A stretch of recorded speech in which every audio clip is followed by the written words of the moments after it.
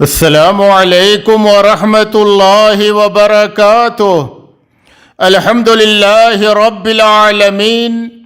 والصلاة والسلام علی اشرف الانبیاء والمرسلین نبینا محمد وعلی آلہ وصحبہ اجمعین وبعد۔ معزز دینی بھائیو، جیسا کہ پچھلے پروگرام میں آپ کے سامنے اخلاص کی اہمیت اور ریا و نمود کی مذمت کے تعلق سے گفتگو ہوئی تھی، آج کے اس پروگرام میں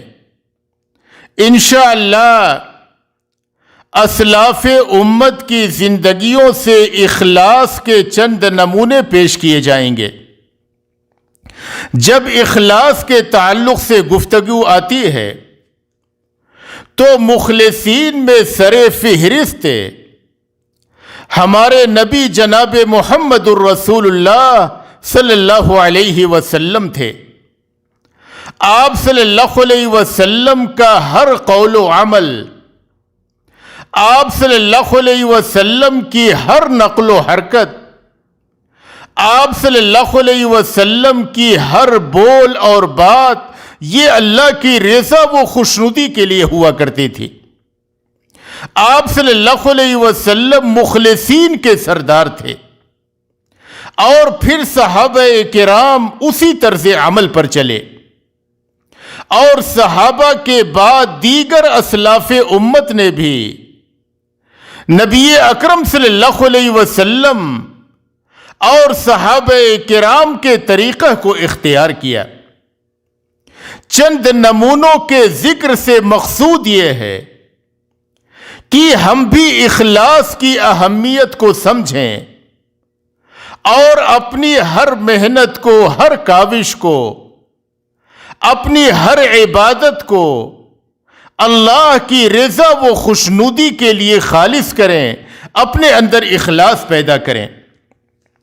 علی ابن الحسین رحمہ اللہ، جن کا لقب زین العابدین تھا، جو حضرت علی رضی اللہ عنہ کے پوتے تھے، ان کی بابت سعید بن مسیب رحمہ اللہ لکھتے ہیں کہ میں نے علی بن حسین سے افضل کوئی آدمی نہ دیکھا، اور امام مالک رحمہ اللہ لکھتے ہیں کہ ان کا لقب زین العابدین پڑ گیا تھا۔ ان کی کثرت عبادت کی وجہ سے لوگ ان کو زین العابدین کہا کرتے تھے۔ محمد بن اسحاق رحمہ اللہ لکھتے ہیں کہ مدینہ منورہ کے بہت سے لوگوں کے دروازوں پہ ان کے غلات رات میں پہنچ جایا کرتے تھے، اور انہیں یہ پتہ نہیں چلتا تھا کہ یہ غلے کون رکھ کر کے جاتا ہے۔ جب علی بن حسین رحمہ اللہ کا انتقال ہوا اور دروازوں پہ ان غلوں کا پہنچنا بند ہو گیا، تو لوگوں کو یہ اندازہ ہو گیا کہ یہ کام علی بن حسین رحمہ اللہ کیا کرتے تھے۔ ابو نعیم الاصفہانی رحمہ اللہ اپنی کتاب حلیۃ الاولیاء میں لکھتے ہیں کہ عمرو بن ثابت بیان کرتے ہیں کہ جب علی بن حسین رحمہ اللہ کا انتقال ہوا اور لوگ انہیں غسل دینے لگے، تو لوگوں نے دیکھا کہ ان کی پیٹھ پہ کچھ کالے نشانات تھے، کچھ کالے دھبے تھے۔ لوگوں نے کہا کہ یہ کیسے دھبے ہیں؟ تو بعض لوگوں نے یہ بتلایا، کان یحمل جرب الدقیق لیلا علی ظہرہ وَيُعْتِيهِ فُقَرَاءَ أَهْلِ الْمَدِينَةِ، کہ جو ان کی پشت پہ یہ دھبے ہیں، یہ نشانات ہیں، یہ اس چیز کے ہیں کہ وہ رات میں غلے کی بوریوں کو اپنی پیٹھ پہ لادتے تھے اور مدینہ منورہ کے غریبوں کے دروازے پہ لے جا کر کے رکھایا کرتے تھے۔ یہ ان کے اندر اخلاص تھا، اپنے عمل کو اس قدر چھپا کر کے اللہ کی رضا و خوشنودی کے لیے انجام دیا کرتے تھے۔ امام خطیب بغدادی رحمہ اللہ نے اپنی کتاب تاریخ بغداد میں ایک واقعے کا ذکر کیا جسے محمد بن عیسیٰ بیان کرتے ہیں کہ عبداللہ بن مبارک رحمہ اللہ یہ بیشتر ترسوس جایا کرتے تھے، جو سوریا میں ایک شہر کا نام ہے، وہاں پہ جاتے تھے، اور یہ کہ رقہ نامی جگہ پہ ایک ہوٹل کے اندر ٹھہرا کرتے تھے۔ جب وہاں کے لوگوں کو یہ خبر ملتی کہ عبداللہ بن مبارک رحمہ اللہ یہاں پہ آئے ہوئے ہیں اور فلاں ہوٹل میں قیام پذیر ہیں، تو لوگ حدیثیں سیکھنے کے لیے ایک بڑی تعداد میں ان کے پاس پہنچتے تھے اور ان سے حدیثیں سیکھتے تھے۔ انہی میں ایک نوجوان بھی تھا جو جا کر کے عبداللہ بن مبارک رحمہ اللہ سے حدیثیں پڑھتا تھا، اور جب درس ختم ہو جاتا تو عبداللہ بن مبارک رحمہ اللہ کی خدمت بھی کیا کرتا تھا، ان کی ضرورت کے سامان لا دیتا، جو ان کو ضرورت ہوتی وہ اس کو پوری کرتا تھا۔ ایک بار عبداللہ بن مبارک رحمہ اللہ رقہ پہنچے، بہت سے لوگ آئے لیکن وہ نوجوان نہیں آیا۔ عبداللہ بن مبارک رحمہ اللہ نے اس کو نہیں دیکھا۔ لوگوں سے پوچھا کہ وہ نوجوان جو آتا تھا حدیثیں سیکھنے کے لیے اور میری خدمت بھی کیا کرتا تھا، وہ نوجوان کہاں ہے؟ وہ کیوں نظر نہیں آ رہا ہے؟ عبداللہ بن مبارک رحمہ اللہ جلدی میں تھے، کسی غزوے میں جا رہے تھے، وہ نکل گئے، پھر واپس آئے تو لوگوں سے پوچھا، لوگوں نے بتایا کہ وہ نوجوان جیل میں بند ہے، اور اس کے بند ہونے کی وجہ یہ ہے کہ اس نے کسی سے 10,000 درہم بطور قرض کے لیا تھا، جس کی وہ ادائیگی نہ کر سکا، جس کی وجہ سے وہ جیل میں بند ہے۔ عبداللہ بن مبارک رحمہ اللہ نے اس شخص کا پتہ کیا جس آدمی سے اس نے قرض لیا تھا اور جس نے اسے جیل میں بند کروایا تھا۔ عبداللہ بن مبارک رحمہ اللہ رات میں اس شخص کے پاس گئے، اسے 10,000 درہم دیا اور اسے اس بات کی قسم دلائی کہ جب تک میں یعنی عبداللہ بن مبارک زندہ ہے اس وقت تک تم اس بات کی خبر کسی کو نہ دینا، کسی کو یہ بات نہ بتلانا کہ عبداللہ بن مبارک نے اس نوجوان کا قرض جو 10,000 درہم تھا ادا کیا اور یہ کہ اس کو جیل سے رہا کرا دیا۔ میری زندگی میں کسی کو اس بات کی خبر نہ دینا۔ عبداللہ بن مبارک رحمہ اللہ نے اسے 10,000 درہم دیا اور کہا کہ جب صبح ہوگی تو تم جانا اور اس کو جیل سے نکلوا دینا۔ جیسے ہی وہ نوجوان جیل سے رہا ہوا، وہ فوراً عبداللہ بن مبارک رحمہ اللہ کی رہائش گاہ پہ رقہ میں جس ہوٹل میں وہ رکتے تھے وہاں پہ بھاگا ہوا آیا۔ لوگوں نے بتلایا کہ عبداللہ بن مبارک رحمہ اللہ یہاں پہ موجود تھے اور تمہیں پوچھ بھی رہے تھے، وہ ابھی ابھی یہاں سے نکلے ہیں۔ وہ نوجوان پیچھے بھاگا، کچھ دوری پہ جا کر کے عبداللہ بن مبارک رحمہ اللہ سے اس نوجوان کی ملاقات ہو گئی۔ عبداللہ بن مبارک رحمہ اللہ نے بطور تعجب کے یعنی اس انداز میں پوچھا کہ جیسے کہ انہیں خبر نہ ہو کہ تم کہاں تھے، میں نے تمہیں درس میں نہیں دیکھا۔ تو اس نوجوان نے کہا کہ میں جیل میں بند تھا قرض کی وجہ سے۔ عبداللہ بن مبارک رحمہ اللہ نے پوچھا کہ تمہاری رہائی کیسے ہوئی؟ اس نے کہا کہ کوئی اللہ کا بندہ آیا اور اس نے میرے قرض کی ادائیگی کر دی اور میں جیل سے رہا کر دیا گیا۔ عبداللہ بن مبارک رحمہ اللہ کہنے لگے کہ تم اللہ کا شکر ادا کرو کہ اللہ تبارک و تعالی نے کسی بندے کو توفیق دی اور اس نے تمہارے اس قرض کی ادائیگی کر دی۔ عبداللہ بن مبارک رحمہ اللہ نے نہیں بتلایا کہ میں نے یہ قرض ادا کر دیا جس کی وجہ سے تم رہا ہو گئے۔ یہ ہمارے اسلاف کے اندر اخلاص تھا، اپنے عمل کو چھپانے کا جذبہ، اخلاص کا جذبہ، اور اللہ واحد سے اجر و ثواب کے حصول کا جو یہ جذبہ تھا، اس چیز کی ہمارے اندر غایت درجہ ضرورت ہے، اور خصوصاً اس وقت میں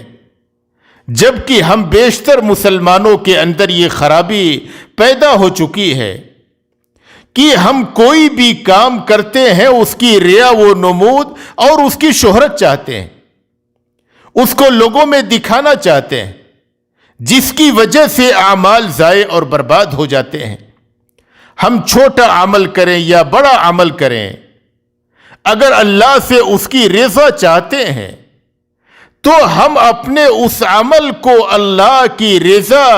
اور خوشنودی کے لیے خالص کریں، جیسا کہ ہمارے بیشتر اسلاف امت کیا کرتے تھے۔ تاریخ دمشق میں ابن عساکر رحمہ اللہ نے ایک واقعے کا ذکر کیا جسے اسمعی بیان کرتے ہیں کہ مسلمہ بن عبد الملک رحمہ اللہ نے روم کے ایک بہت بڑے قلعے کا محاصرہ کیا،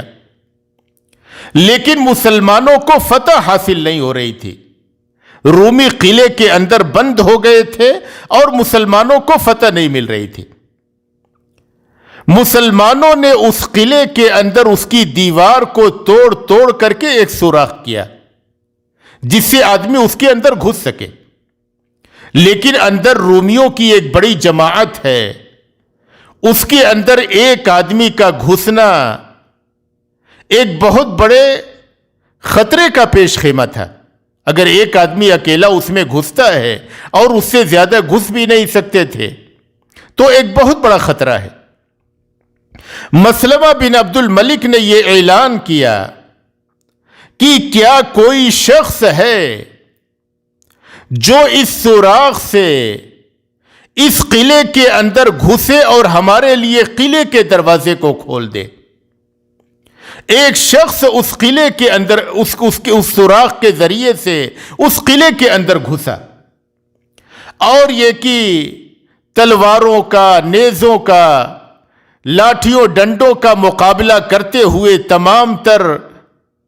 تکلیفیں سہتے ہوئے، ہر ایک مار کو سہتے ہوئے اس نے قلعے کے دروازے کو کھول دیا۔ مسلمان اس کے اندر گھس گئے اور مسلمانوں کو فتح حاصل ہوئی۔ اس کے بعد مسلمہ بن عبد الملک نے یہ اعلان کیا کہ کون شخص ہے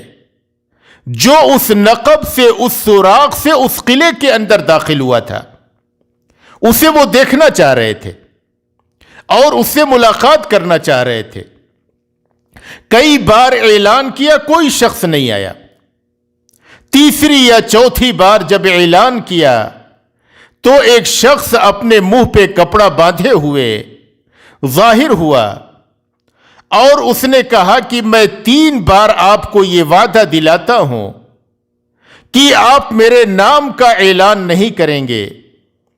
اور میرے لیے کسی انعام و اکرام کا اعلان نہیں کریں گے۔ اس سوراخ سے قلعے میں گھسنے والا اور قلعے کے دروازے کو کھولنے والا میں تھا۔ میں یہ نام، اپنا نام اس شرط کے ساتھ بتا رہا ہوں کہ آپ اس کا اعلان نہیں کریں گے۔ اس کے بعد مسلمہ بن عبد الملک اس کو ڈھونڈتے رہے اور وہ شخص وہاں سے روپوش ہو گیا۔ پھر اس کے بعد لوگوں کے سامنے آیا ہی نہیں اور مسلمہ بن عبد الملک اسے ڈھونڈتے رہے اور وہ شخص آیا ہی نہیں۔ اسمعی بیان کرتے ہیں کہ اس کے بعد مسلمہ بن عبد الملک بیشتر اپنی نماز کے بعد یہ دعا کیا کرتے تھے، اللہم اجعلنی مع صاحب النقب یوم القیامہ، کہ اے اللہ تبارک و تعالی تو قیامت کے دن مجھے اس نقب والے کے ساتھ رکھنا جو اس قلعے کے سوراخ سے قلعے میں گھسا تھا اور اس نے قلعے کے دروازے کو کھول دیا تھا۔ یہ ہمارے اسلاف کے اندر یہ اخلاص تھا، اپنے بڑے سے بڑے عمل کو اللہ کی رضا کے لیے خالص کیا کرتے تھے، اور اسی لیے وہ قیامت کے دن اپنے اخلاص کی وجہ سے بہت سارے لوگوں سے جنت میں جانے میں سبقت کر جائیں گے، اپنے اخلاص کی وجہ سے۔ امام ماوردی رحمہ اللہ نے بہت ساری ان کی تصانیف ہیں جو ایک مشہور عالم گزرے ہیں، بغداد میں ان کا انتقال ہوا، ان کی بہت ساری تصانیف ہیں، ان کی مشہور کتابوں میں سے الحاوی الکبیر، اسی طریقے سے النکت، ادب الدنیا والدین، الاحکام السلطانیہ، قانون الوزارہ، اس طریقے سے بہت ساری ان کی تصنیفات ہیں۔ امام ذہبی رحمہ اللہ اپنی کتاب سیر اعلام النبلاء میں لکھتے ہیں کہ امام ماوردی رحمہ اللہ نے اپنی تصانیف میں سے، اپنی کتابوں میں سے کسی بھی کتاب کو اپنی زندگی میں ظاہر نہیں کیا۔ جب وہ بوڑھے ہو گئے اور ان کی وفات کا وقت قریب ہونے لگا تو انہوں نے ایک شخص کو بلایا جو ان کے نزدیک قابل اعتماد تھے، جنہیں وہ چاہتے تھے اور پسند کرتے تھے، اور ان سے کہا کہ یہ اس کمرے کے کونے میں جو یہ کتابیں رکھی ہوئی ہیں